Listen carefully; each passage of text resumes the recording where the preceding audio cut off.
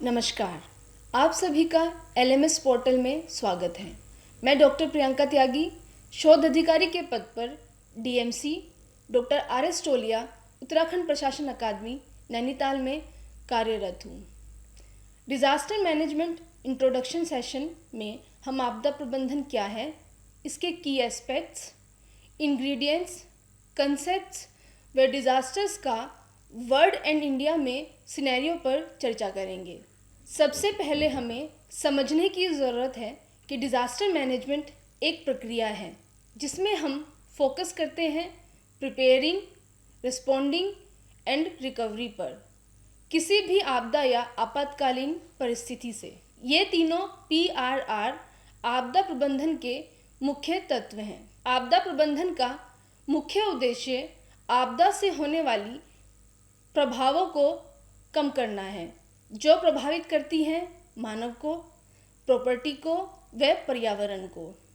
आपको क्या लगता है, हमें आपदा प्रबंधन की आवश्यकता क्यों है? मानवीय विकास व तकनीकी विकासों के साथ साथ हम प्रकृति के साथ कॉन्टेस्ट कर रहे हैं।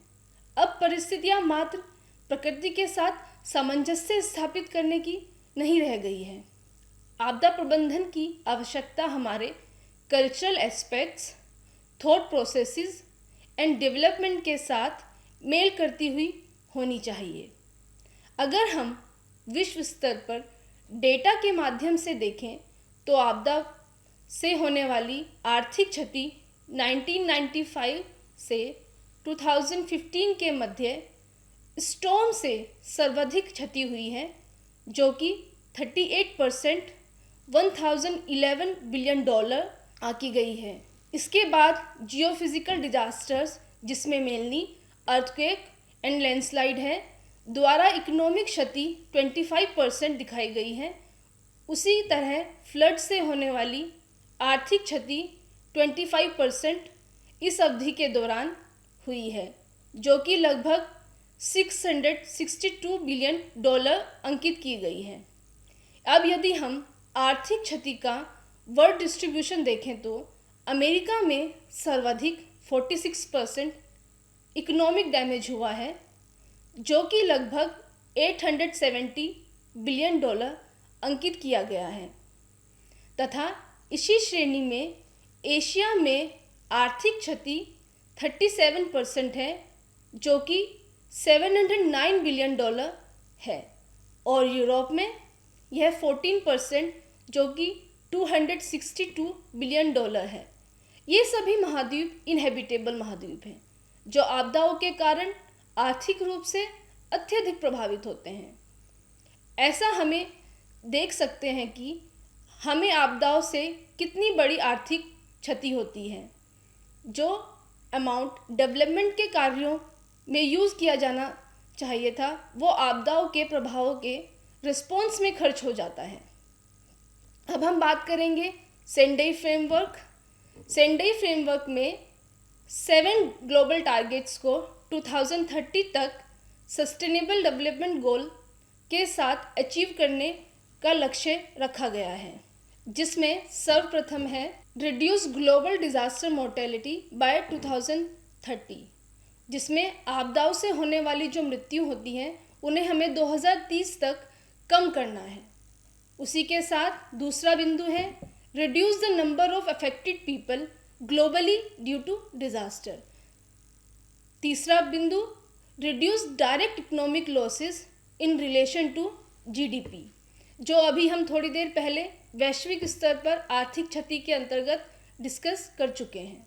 उसी के बाद चौथा बिंदु है reduce disaster damage to critical infrastructure and disruption of basic services like health services. Then पांचवा बिंदु increase the number of countries with national and local disaster risk reduction strategies.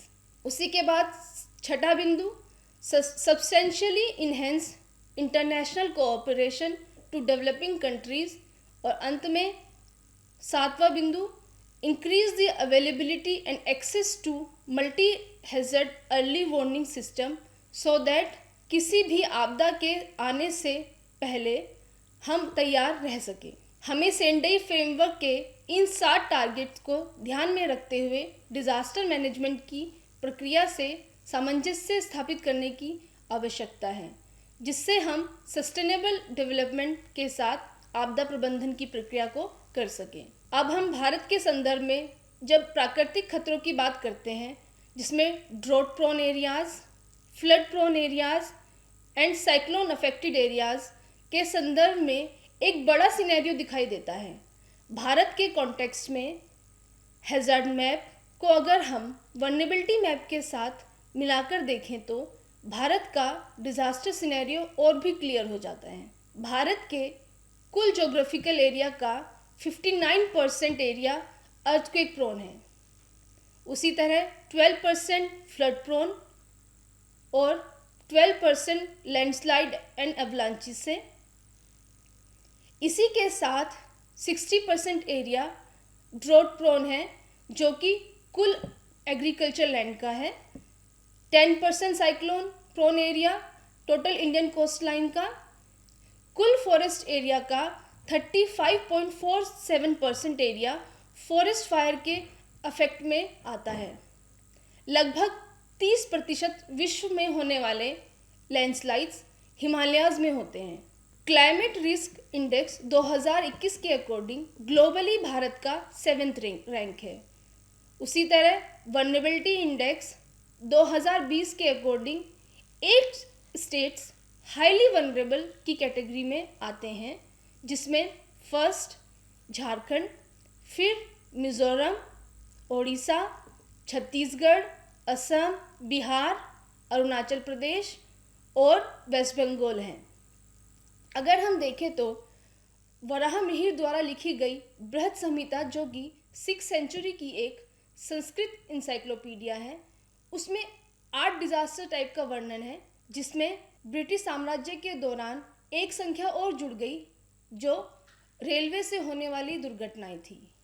वर्ष 2000 में हाई पावर कमेटी की report में 31 प्रकार की disasters अंकित की गई हैं, जो वर्तमान समय में bio disasters, chemical disasters, nuclear disaster व क्लाइमेट चेंज से संबंधित डिजास्टर्स को मिलाकर 4 संख्याएं और बढ़ गई हैं, जो अब कुल मिलाकर 35 टाइप की डिजास्टर्स भारत में अंकित की गई हैं, जो कि समय के साथ ह्यूमन डेवलपमेंट रिलेटेड चैलेंजेस हमें देखने को मिलते हैं। भविष्य में यह लिस्ट और भी लंबी होने वाली है, इसीलिए हमें आपदा प्रबंधन की प्रक्रिया को और भी सीरियसनेस के साथ देखने की आवश्यकता है। इसी क्रम में भारत में वर्ष 2005 में डिजास्टर मैनेजमेंट एक्ट एग्जिस्टेंस में आया, जिसे 23 दिसंबर 2005 में प्रेसिडेंट ऑफ इंडिया की आधिकारिक स्वीकृति मिली। यही डिजास्टर मैनेजमेंट एक्ट 1 अगस्त 2007 में इफेक्ट में आया, जो कि वर्तमान में पूरे देश में एप्लीकेबल है। डिजास्टर मैनेजमेंट एक्ट के अनुसार डिजास्टर को इस प्रकार डिफाइन किया गया है: disaster as a catastrophe, mishap, calamity और grave occurrence in any area arising from natural or man-made causes or by accident or negligence which result in substantial loss of life or human suffering, damage to and destruction of property or degradation of environment, and is of such a nature or magnitude as to be beyond the coping capacity of the community of affected area। इसमें हम क्या देखते हैं कि aspect क्या है? Beyond the coping capacity of the community, यानी हमें इस सिचुएशन को डील करने के लिए किसी एक्सटर्नल असिस्टेंस की आवश्यकता है, जिससे हम उस सिचुएशन को डील कर सकें। और भारत में 4 स्तरों में आपदा प्रबंधन की प्रक्रिया संस्थागत रूप से होती है, जिसमें नेशनल लेवल, स्टेट लेवल व डिस्ट्रिक्ट लेवल पर व लोकल लेवल पर इंस्टीट्यूशंस व उनके रोल एंड फंक्शंस इस प्रकार हैं। नेशनल लेवल पर apex body national disaster management authority, जिसके chairman prime minister of India होते हैं।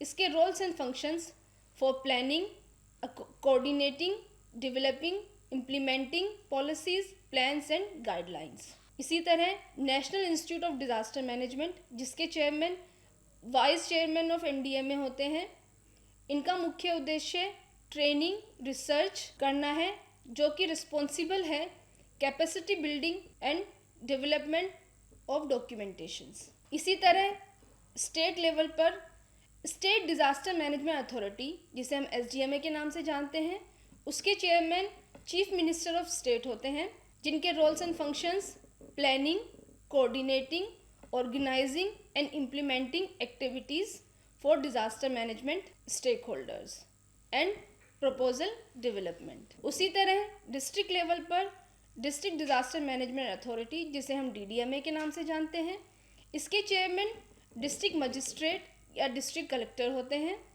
जिनके roles and functions planning, coordinating, implementing body for disaster management. इसी तरह लोकल लेवल पर municipalities, panchayat raj institutions, district boards, cantonment boards, town planning authority and जिला परिषद, इनके roles and functions they trains officers and employees for disaster management, carries out relief, rehabilitation and reconstruction work, mobilize resources, ensure construction in conformity to existing standards।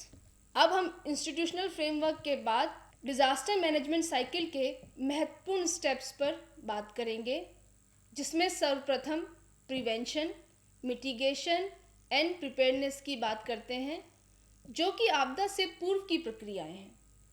Prevention में हम ऐसे steps व measures के लिए जाने की बात करते हैं जिसमें डिज़ास्टर की सीवियरिटी के इम्पैक्ट को हम कम कर सकें। एग्जाम्पल के लिए घर या वर्क प्लेस ऐसी जगह बनाने की कोशिश करें जो वल्नरेबल एरिया से बहुत दूर हों। उसके बाद मिटिगेशन की प्रक्रिया आती है, जिसमें हम कोशिश करते हैं कि प्रॉपर्टी डैमेज व इकोनॉमिक इम्पैक्ट को हम कम कर सकें। फॉर एग्ज़ाम्पल, हम बिल्डिंग्स को बिल्डिंग कोड्स के अकॉर्डिंग बनाएं, जिससे इकोनॉमिक लॉसेस कम हो गया।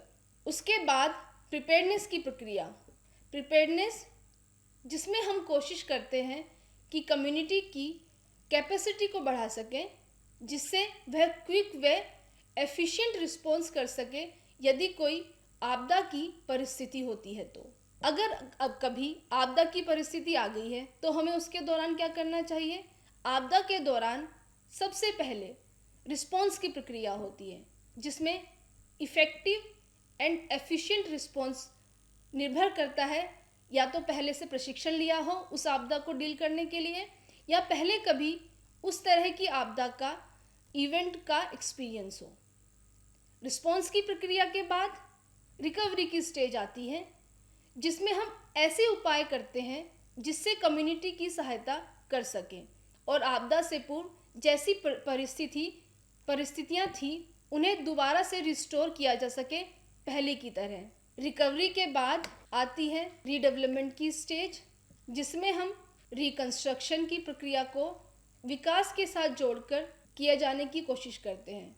यदि भविष्य में ऐसी आपदाएं दोबारा आए तो जान माल की हानि उतनी ना हो जितनी पहले हुई थी, और यह एक लॉन्ग टर्म गोल है जिसे हम ध्यान में रखते हुए प्रक्रिया को करते हैं। इसी के साथ डिज़ास्टर मैनेजमेंट इंट्रोडक्शन सेशन पूरा होता है। उम्मीद है इस सेशन से आपको आपदा प्रबंधन के महत्वपूर्ण पहलुओं की जानकारी प्राप्त हुई होगी। Thank you so much for your kind attention.